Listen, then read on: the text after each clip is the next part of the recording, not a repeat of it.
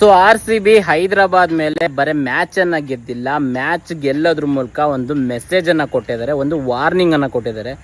ಎಲ್ಲ ಟೀಮ್ಗಳಿಗೂ ಒಂದು ವಾರ್ನಿಂಗ್ ಕೊಟ್ಟಿದ್ದಾರೆ, ಎಲ್ಲ ಹೇಟರ್ಸ್ಗಳಿಗೂ ಒಂದು ವಾರ್ನಿಂಗ್ ಕೊಟ್ಟಿದ್ದಾರೆ. RCB 2025ರಲ್ಲಿ ಯಾವ ಥರದ್ದೊಂದು ಪರ್ಫಾರ್ಮೆನ್ಸ್ ಅನ್ನ ಕೊಡ್ತು, ಯಾವ ಥರದ್ದೊಂದು ಪವರ್ಫುಲ್ ಆಟನ ಆಡ್ತು, ಈ ವರ್ಷನೂ ಕೂಡ ಈ ಸೀಸನ್ ಕೂಡ ಅದೇ ಪವರು ಅದೇ ಪರ್ಫಾರ್ಮೆನ್ಸು ಕ್ಯಾರಿ ಆಗುತ್ತೆ ಅಂತೇಳಿ ಫಸ್ಟ್ ಮ್ಯಾಚಲ್ಲೇ ಆಲ್ರೆಡಿ ಎಲ್ರಿಗೂ ಒಂದು ಸಂದೇಶನ ಕೊಟ್ಟಿದ್ದಾರೆ, ಎಲ್ರಿಗೂ ಒಂದು ವಾರ್ನಿಂಗನ್ನು ಕೊಟ್ಟಿದ್ದಾರೆ. ಆ್ಯಂಡ್ ಫ್ಯಾನ್ಸ್ಗೂ ಕೂಡ ಒಂದು ಮೆಸೇಜ್ ಹೋಗಿದೆ, don't worry RCB still on the track ಅಂತ ಹೇಳಿ ತಿಳಿಸ್ಕೊಟ್ಟಿದ್ದಾರೆ. ಸೊ ಇದ್ರ ಮೂಲಕ ನಾನು ಕೇಳ್ಕೊಳ್ತಿರೋದೊಂದೇ, RCB ಹೇಟರ್ಸ್ ಯಾರಾದರೂ ಇದ್ದರೆ ದಯವಿಟ್ಟು ಸೈಡಿಗೆ ಹೋಗಿ, ನೀವು ಕಣ್ಣಿಗೆ ಕಾಣಿಸ್ಕೊಳ್ಳೋಕೆ ಹೋಗಬೇಡಿ, ಕಷ್ಟ ಆಗುತ್ತೆ. ಈ ಸೀಸನ್ ಕೂಡ ನಿಮಗೆ ಕಷ್ಟ ಆಗೇ ಆಗುತ್ತೆ.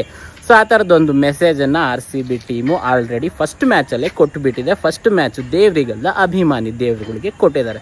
ಆ್ಯಂಡ್ ಫಸ್ಟ್ ಮ್ಯಾಚ್ ಬರೀ ಆಟ ಆಗಲಿಲ್ಲ, ಅದೊಂದು ದೊಡ್ಡ ಆರ್ಭಟನೆ ಆಗಿದೆ. ಸೊ RCB ಫ್ಯಾನ್ಸ್ಗೆ ಏನು ಮಾಡಬೇಕು ಅಂತ ತುಂಬ ಚೆನ್ನಾಗಿ ಗೊತ್ತಿದೆ ಅಂತ ಅಂದ್ಕೊಂಡಿದ್ದೀನಿ. ಸೊ RCB ಫ್ಯಾನ್ಸ್ ಎಲ್ಲ ಕಮೆಂಟ್ ಬಾಕ್ಸಲ್ಲಿ ಅಟೆಂಡೆನ್ಸ್ ಹಾಕೋದನ್ನು ಮರಿಬೇಡಿ. ಆ್ಯಂಡ್ ಈ ವರ್ಷ ಕೂಡ ಹೇಟರ್ಸ್ನ ಉರ್ಸೋದನ್ನು ಮರಿಬೇಡಿ. ಜೊತೆಗೆ ಹಂಗೆ ನನ್ನ ಸ್ವಲ್ಪ ಫಾಲೋ ಮಾಡ್ಕೊಳ್ಳಿ. Thank you.